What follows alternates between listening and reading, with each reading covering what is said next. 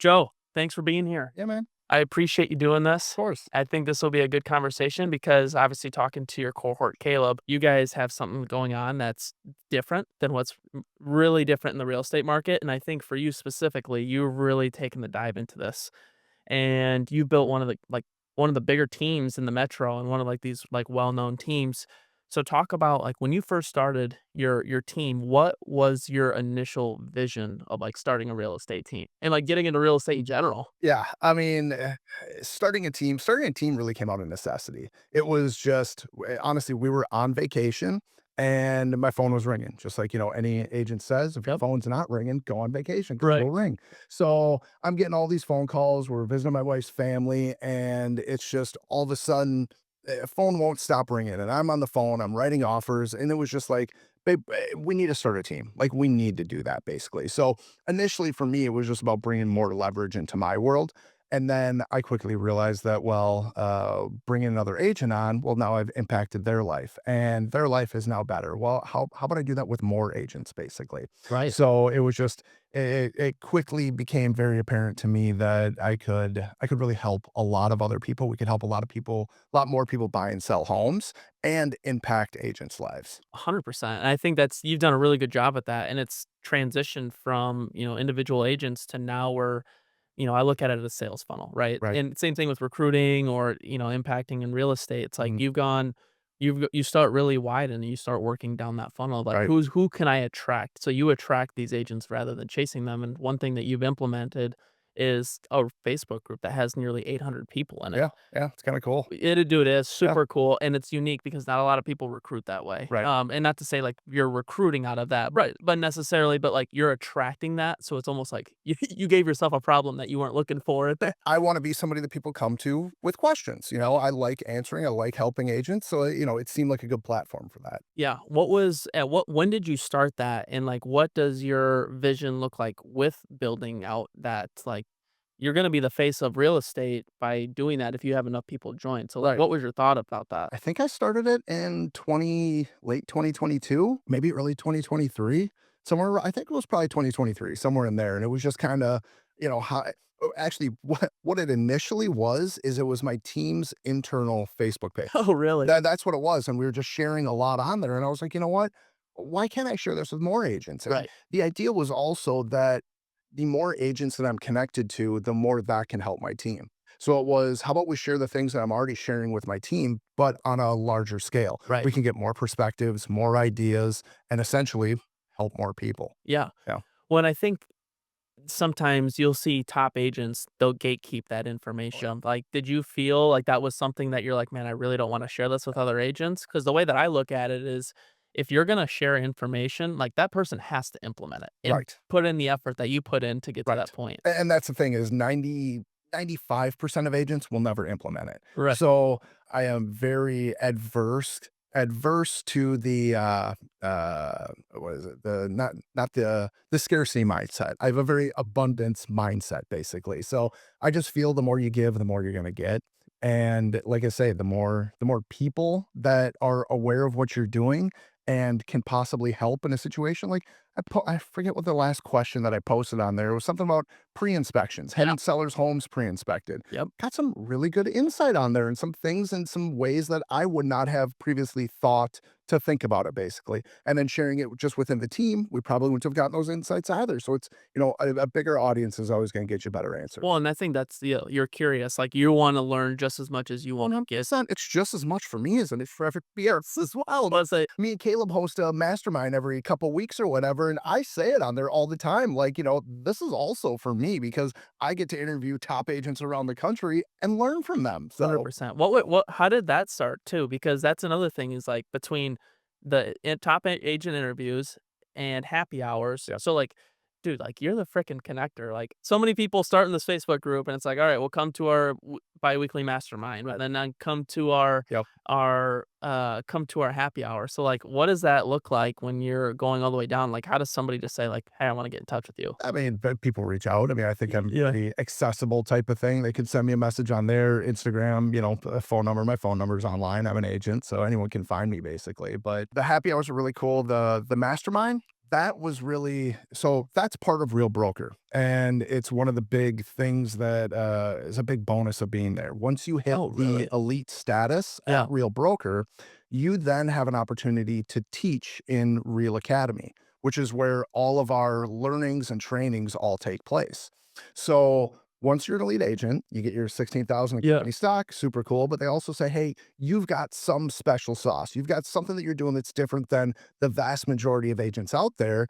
Do you want to give back to our agent community and teach in some type of a way?" Really? So that's where that stemmed from. And I get another $8,000 in company stock every year for doing that. So I also, earn a little bit of stock awards for it. So that's really great. But we kind of came up with the idea. It wasn't always called the Journey to Elite. It was just originally the Elite Agent Mastermind. Yeah. And that was really good, but a lot of times it was just me and Caleb. Yeah. And me and Caleb can talk for days and whatnot, but like, and it got to a certain point where it felt like me and him were just pontificating back and forth on, Right. oh, do this, and then I came up with the idea of, hey, why don't we bring in other agents? Why don't we interview agents from across the country Yeah. that have something? And, it's at our brokerage, it's very much a collaborative mindset, but and a lot of that stems from being a national brokerage Yeah. because an agent that's in the Phoenix market isn't very concerned about giving their secrets to me because even if I do steal their exact playbook, Right. I'm in a completely different market. It's Yeah. not going to affect their business at all. 100%. So agents are very open to sharing on there, which is really nice. Yeah, and I mean, you guys get a really great turnout every single week, or every other week, Yep. which is great.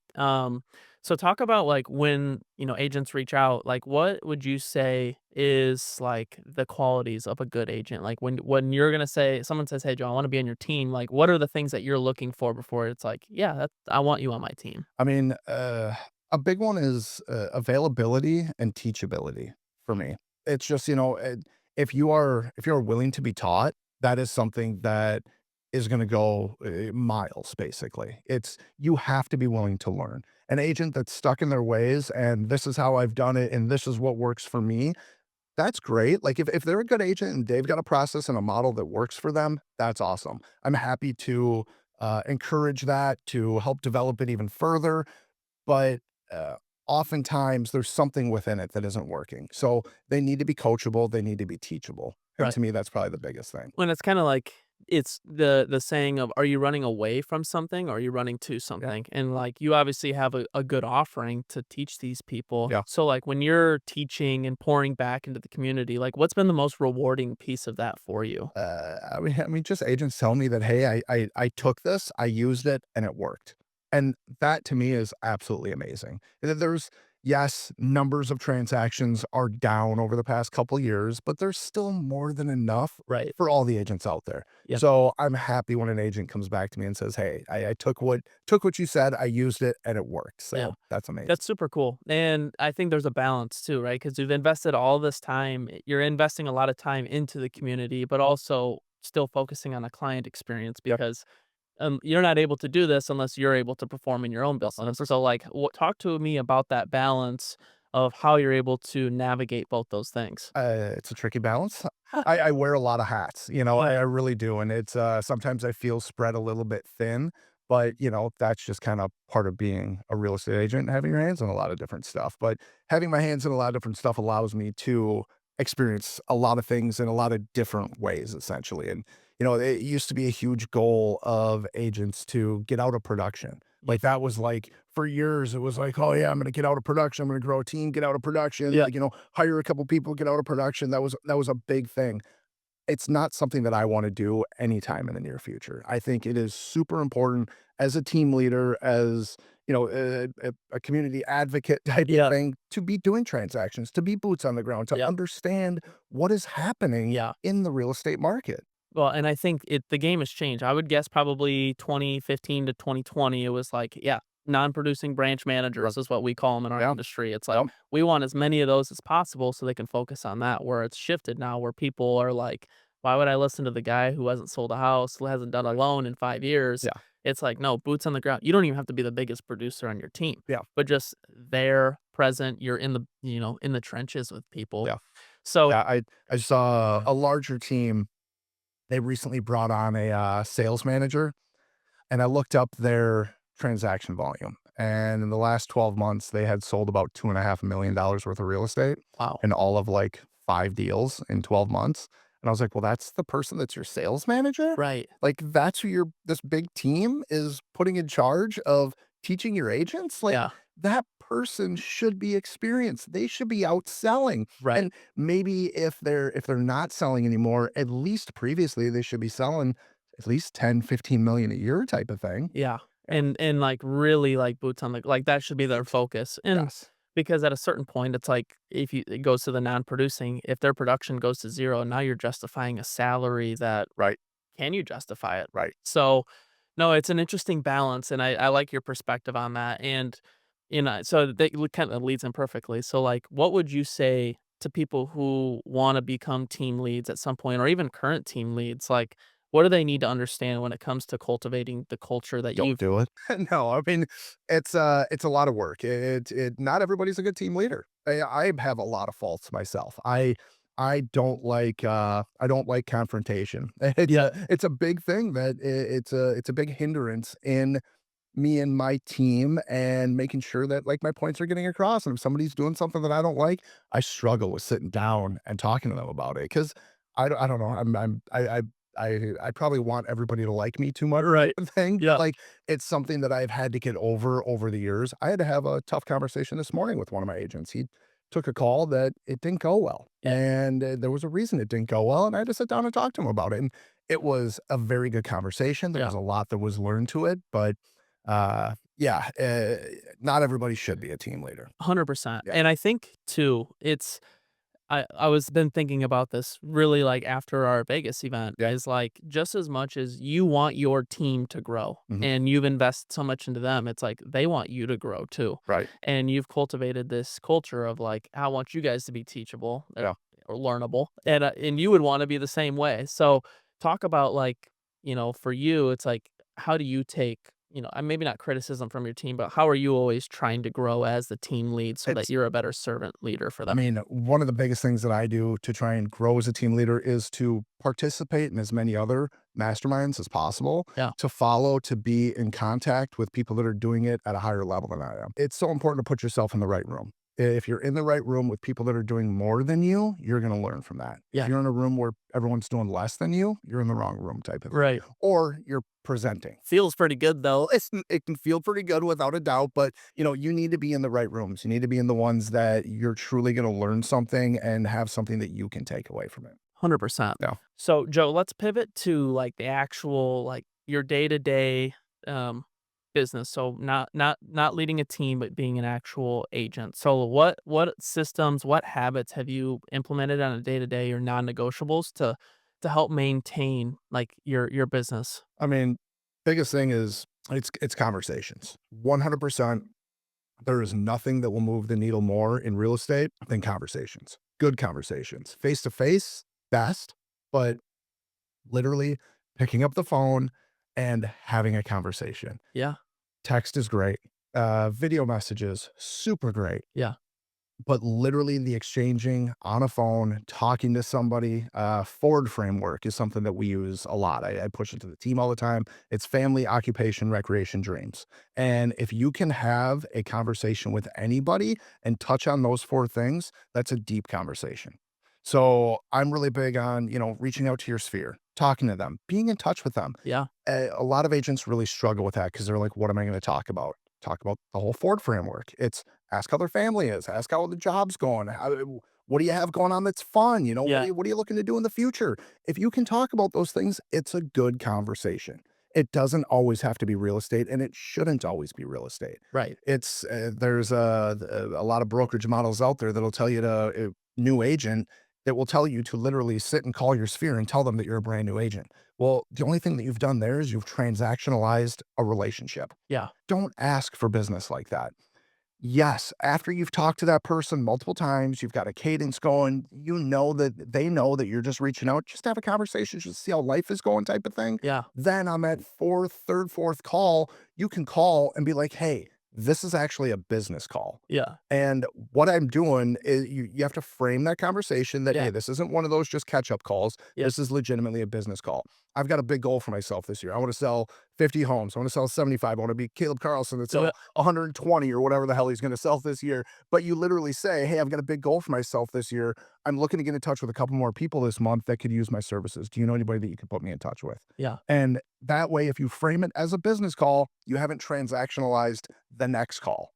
So to me, that's really, really important. I think it's a great way that's a beautiful framework too, because like you said, it's like it doesn't need to be transactional.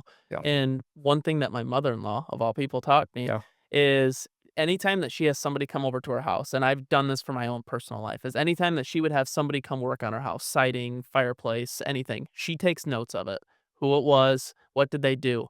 And I'm like, well, why wouldn't I just do that for my thing? So I just go like for you. Yeah. Like I learned your son's name.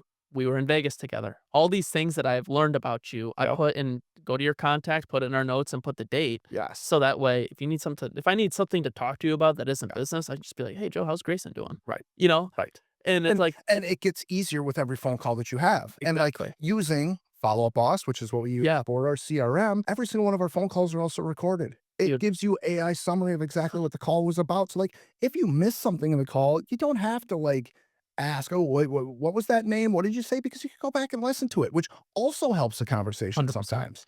So yeah, it's the more that you know over time, the easier those phone calls are because now you have a reason to follow up. Right. A big thing too, and I didn't touch on this before, is social media. Yeah. Using social media for those phone calls is perfect. People post the best and the worst, like things that happen to Yep. them in life. Dog just passed away, Yep. like instead of just, hearting it, doing the heart Yeah. emoji with the Yeah. the bandage around it or what, like whatever you're doing, take it offline. Yep. It's if you can take online, offline, that's impactful. Some of the best things that I'll do is see something online, and then sit down and do a handwritten note. Yeah. And now they get that in the mail. We don't get a lot of mail. We don't get a lot of Right. personal mail. On our birthday? Y Yes. Father's Day? A couple. Yeah. Like, in Christmas, yeah, somebody sends you, their family Christmas card Right. because they're obligated to, but, Yeah. like, you don't get personal one-to-one communication through mail anymore, and it is super impactful. And it's intentional It too. is. Like, people know that you went out of your way to do You this. took the time to sit down and pull out a pen and write. Yeah. It's like a lost art type of thing. My handwriting is terrible, but that's okay. People put it up on their fridge. They don't and they look they it's just a reminder, Yeah. right? Yeah, I And got a whole I'm actually we're gonna start doing a little bit of a rebranding, changing up our logos and stuff, and I'm gonna do a whole postcard series yeah. that the front of it has got like an art image on it that like I really like. Yeah. So yeah, the idea is that they can hang it on the fridge because it looks cool. Right. I think that's super cool, and it's like a unique it's what we learn. It's like it's something different. Yeah, It's creative and be it's inventive. unapologetically you. Yeah, Yeah. and I think that's why which leads in perfectly to my next question is I did my research. You have nearly 150 five-star reviews on Zillow, Sweet. I and don't ask for them enough and I need to. well, and, like, if you have 150 reviews on any platform, which, it's great that it's on Zillow, Yeah. like and you don't even ask for them. That just talks about how good your process is and how you treat people. So talk about, like, what is a client experience gonna look like working with Joe? It's actually different for everybody. I mean, Yep, the overall basis of it is just exceptional client experience. Like yep, we want to make sure that we're taking care of people, but we want to make sure we're taking care of the people that they want to be taken care of. yep, So for me, that starts very early in the process when we sit down and we do a home buyer strategy yep, session or what a buyer consultation, whatever you people are calling them these yep, days.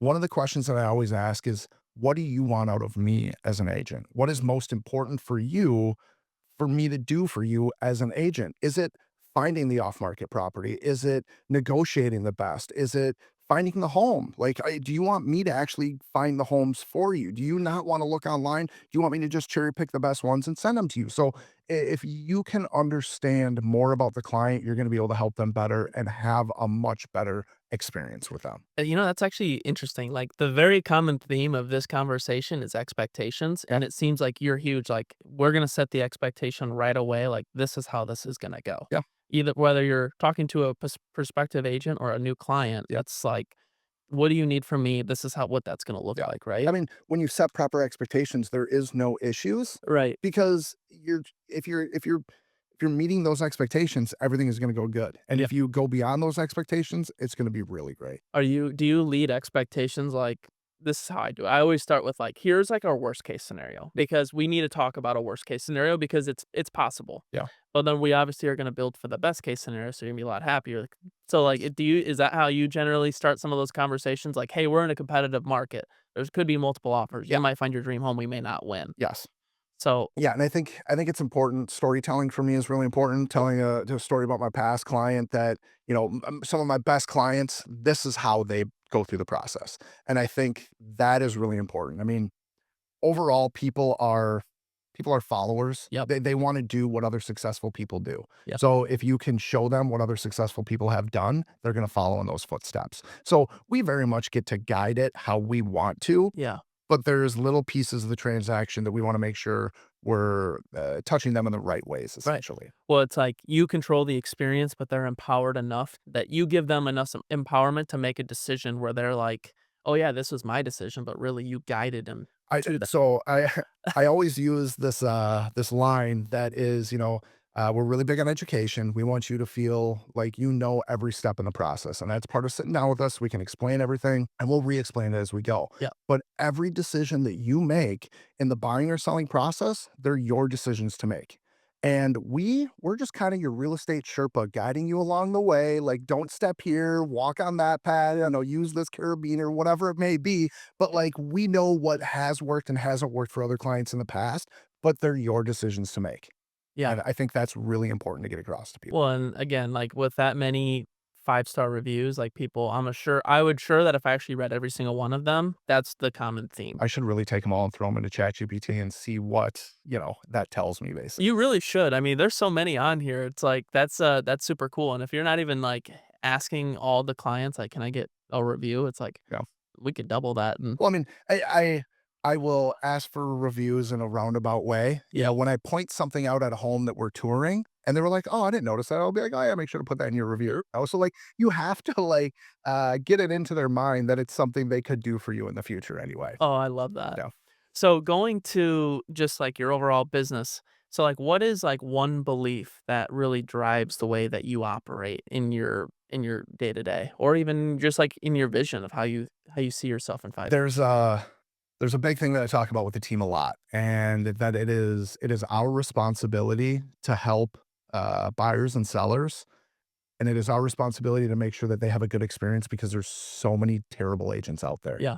And I take it as a big responsibility myself to make sure that they don't get connected with one of those shitty agents, Yep. basically, and they end up having a terrible process. There was a stat that I recently saw that says 56% of all home buyers cry throughout the buying transaction, right? I don't want that to be mine. Right. I want to make sure that they're having that better experience. And it's up to us. It's up to us to stay in touch with them and follow up. And, people reach out and they're a year out, a 2 years out type of thing. Yeah. You need to continue to follow up to make sure that you are that person that's going to help them to make sure that they have a good experience and not end up working with somebody that isn't so good. Holy cow. Okay. So let's go to the good experience because if you're a brand new agent watching this Yeah. and you see this clip, like talk about what just give me like 4 or 5 parts of the process that you would say, like, this is what a good experience looks like. Like, this is a non-negotiable you have to have in your process. I mean, the buyer strategy session Mhm. and, seller listing sessions. Has anybody sat down and talked to you what it's like to sell a home in today's market? Yeah. That's a really important thing that actually doesn't happen that often. Right. Oftentimes during a listing appointment, the agent's gonna sit down and they're gonna give their spiel and their whole listing presentation and whatnot. And here's what I do here, and here's what I do here. And that's great. But like talking about really what it actually takes in today's market, showing them the stats of today's Yeah. market, what they can truly expect. Hey, here's the days on market for your area right now. Yeah. Yeah, you might be hearing a lot about, Joe and Sandy sold their home and it happened in one day and Right. went into multiple offers. Well, maybe their home isn't Joe and Sandy's, Right. and you have to set proper expectations, just like we've been talking about with Yeah. this. So those strategy sessions up front, super, super Yep. important. I am really, really big on coming to clients with solutions and never problems. That's something that I have really pushed to my agents a lot. We recently kind of stopped working with a title company because they did it like twice in a row where they came to us with problems and they came to us with problems along with the clients. All of us on one email. Hey, this is like an issue. Here's the big problem. Zero solution. Right. Instead of reaching out to me personally, being like, hey, this is what we've got right here. Yeah. And then I could be like, all right, how are we going to get this figured out? So then I could call my clients and say, hey, here's the problem and here's the possible outcomes. And Right. here's the three options that we have to be able to move this forward. Yeah. So I'm really big on solution oriented and making sure that we don't just put problems out there. There's a lot of what we do as agents that clients never see. There's a lot of problem solving behind the scenes Yep. that literally they will never see because I don't tell them. Right. If an issue came up, but like we were able to solve it, they don't need to know that. They don't Right. need to stress out about it. If no, I shouldn't say if there's an issue that is impacting the sale or a lot line or something like that, Yep. yes, they need to know about it. But Yep. like sometimes it's small little title issues and the title company's gonna get it figured out and not an issue. So Right. like there's certain things to not add to the stress of a transaction because it is. It's wildly stressful. One, both buying and selling at the same time, or just buying or just selling. It's Yeah. all a very stressful process. Well, and I think it's like if it's gonna impact their closing date, the amount of money they have to Yeah. bring, or invoke high emotions, like, that's probably when you tell them. But like you said, if it's a something small thing like, Oh, "Hey, the seller has, a child support that they have to pay at closing," right. like, that doesn't impact anybody, Nobody cares. Yep. but, like and so nobody needs to know, but it Right. obviously can create an issue. So, Ah, obviously, if you bring that up, it's like you would rather deliver that news than someone that just says like, "Alright." yeah. I want to be at the center of all of it. If there's a problem, I want to be the one to talk to them about it. Yeah. So do you have like a weekly cadence like during the process? Like what does that look like from a client? Hey, we're buying or we're selling and it's a, 4-week closing. Like do you reach out every week or what does that look like? Yeah, I mean, we have an in-house transaction coordinator. Oh, So we have somebody on the team that literally after an offer is accepted, they're doing all the back end paperwork basically for us. yep. But they are also sending out probably 2 to 3 emails a week, depending on Oh the week, wow. Yeah. with uh, different different high points in the Yep. transaction. Hey, we've got to this just like lenders do Yep. with we're now in the underwriting Yep. process and all of that. Well, hey, the appraisal got ordered. Hey, Yep. just letting them know that we can expect it back in 5 to 8 business days type Yep. of thing, depending on the lender and all of Right. that. But like, Yep. hey, it's time to get your homeowner's insurance. Here's four homeowners insurance guys that we recommend. Reach out to them. Yeah. Hey, when you move into your property, there's going to be things that are going to need to get fixed. Yeah. We have a board of professionals. We have a whole list of people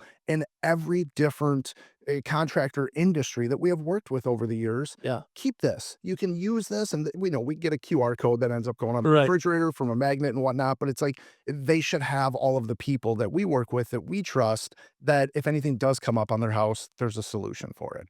I'm So gonna copy. there's a lot of different touch points that happen. But yeah, those The are QR code thing is actually genius, and it's a magnet on their fridge because if someone's like, "Oh shoot, I need a new HVAC exactly. system," it's like, boom, who would Joe use? Yeah. Oh wow, that's And it just goes to our website that, not every vendor is the same. Not every vendor is good with every person. you, You've got like a disclaimer on that, hey, at your own risk, without a doubt. We've had people that we've worked with that were absolutely phenomenal for yeah, 15 clients. And then all of a sudden, one client had a terrible experience. right. Sometimes that just Yeah, happens. that's normal. It wouldn't be we wouldn't be human, if stuff like that. But the fact that it's a QR code and it's just like linked to our website, Yeah, whereas we can pull people off of there and add people on there anytime we want, which happens all the time. right. Yep. Well, and that's just how fluid these things are, Yep. but it's a good way to add value to your clients, and that's another reason to reach out to somebody too, right? Definitely. Like, hey, congrats on closing. We talked about that you wanted to do renovation in the bathroom. Yes.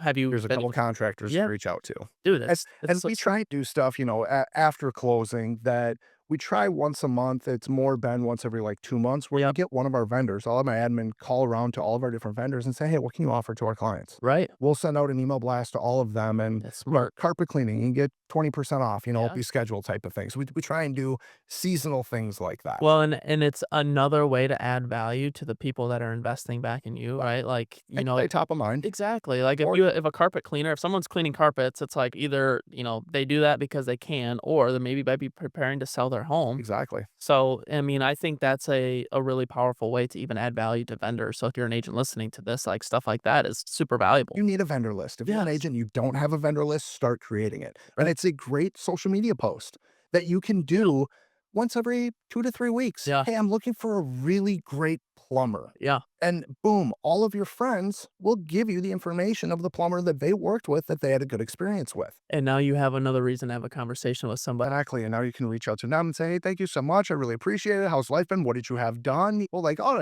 I might have improved your home value. You want me to run a market Yeah. analysis on it? Bingo. No, I love that. So what is like something that like over the years, you've been in the real estate game for a while now. Like what is something that from when you started to where you're now, like what has changed? Like an opinion in your mind about the real estate industry or just, just real estate in general? Has your opinion changed? I mean, it's kind of the obvious answer, but it's just technology. Yeah. Technology has just come so far in the real estate world that, even I've been in this industry for a little over a decade now. Zillow was just becoming kind of a thing. Yeah. And now it's Googled more than real estate is. Right. So information is now more than ever at the consumer's fingertips. Yep. They can get a lot of the information without an agent. Yeah. And that's not the way it used to be. Before I got into real estate, I hear all these old agents like, oh, we used to have the book and you'd have to page through it and it would get updated and all of this, and like, it's just not like that anymore. Right. It's everything is there for the consumer. Our job is to take that information and make it digestible. Yeah. And one of the biggest things that, one of the most important things for an agent to do, and one of the biggest things that clients are looking for actually is risk mitigation. So there was a big study from Thousand Watt. I don't know if you follow them. They're Okay. I a need big to. real estate company that Yeah. I'm not totally sure exactly what they do. They do a lot of surveys though. Yeah. Very cool company. You should get on their email list. It's good information. But they did a huge survey with, I want to say it was like 5,000 recent buyers and sellers. And they asked, what is the number one thing that you're looking for out of an agent? Yeah. And the top thing was risk mitigation. Really? Being that I don't wanna get into a bad situation. I don't wanna buy a home that's got big issues on it. I don't wanna overpay for a house. They all kind of fall into risk mitigation. That's interesting because, like, there is a certain level of liability that you have where if you 100%. said, like, "Hey, this HVAC is old," and then or, "Hey, this HVAC is fine," Yeah. they have HVAC issue after, and they documented It that happens. Yeah, Yeah. interesting. But I think I mean, that's a good way to look at it. It's like you're essentially just like the strategizer for them. Totally. Yeah, Yeah. and the guide. Okay, I love that actually. So, I'll wrap it up here for you, but talk about, like, what type of legacy do you wanna leave for, like, your family, like, for your business? Like, what does this look like 10 years from now? I mean, 10 years from now, I would like to be out of production. I mean, it's just at 20 years in this industry is probably gonna be long enough for Well me in selling anyway. yeah. For a long time, I didn't wanna grow a large team. I Yep. wanted to stay very small, have it be very much a family environment, Yep. but I have seen that I can still create a big family environment with a big family. Yep. So I would like to grow a larger team. Yep. I'd at this point, goal is, 50 agents type of thing. Yep. But soon after that, it's gonna be 100 and probably 150 type of Right. thing. So, I wanna build something that people can look at and understand that there's, like, integrity behind it. Yeah. And to me, that's really important with all of this because unfortunately, in today's world, real estate agents are looked at about a half of a notch above used car salesmen, and that's pretty bad. Yeah. It's really bad for our industry. With 100%. all of the conversations that and the lawsuits that took place Yeah. over the past couple years, and I think there was a new one that just came Yep. out of Just launched. Illinois that, Yep. like, it's just not a good look for our industry. So I'm actually trying to be more involved with SPAR, which is the St. Paul Area Association of Realtors. I Yep. would love to be on the board there. I actually applied for a role on the board just recently. I Yeah. didn't get it. I'm not involved with SPAR yet, so I'm Yeah. getting on a committee here very soon. Yeah. But I want to leave an impactful legacy. I want to be somebody that helped change the course of real estate and helps change how agents are perceived. Yeah. Yeah, I love that, and I think too that's to be an advocate for them is important because, like, no offense to NAR, I don't feel like they are a good advocate for 100%. on the boots on the ground agent, and it's like agents have to advocate for themselves, Yep. but they also need people who have done it and experienced this to also advocate for them too. So, no, well, Joe, I really appreciate Starts at this. the local Yeah. level. So start local and who knows where it go. Maybe I'm the president of NAR one day. I would never want to do that, but So you have to pay out like a $200 million lawsuit. Well, shoot. Well, Joe, thank you again for doing this. This was fantastic. I look you- forward to the next time we yeah, get to do let's do this. it again. Awesome. Awesome, man.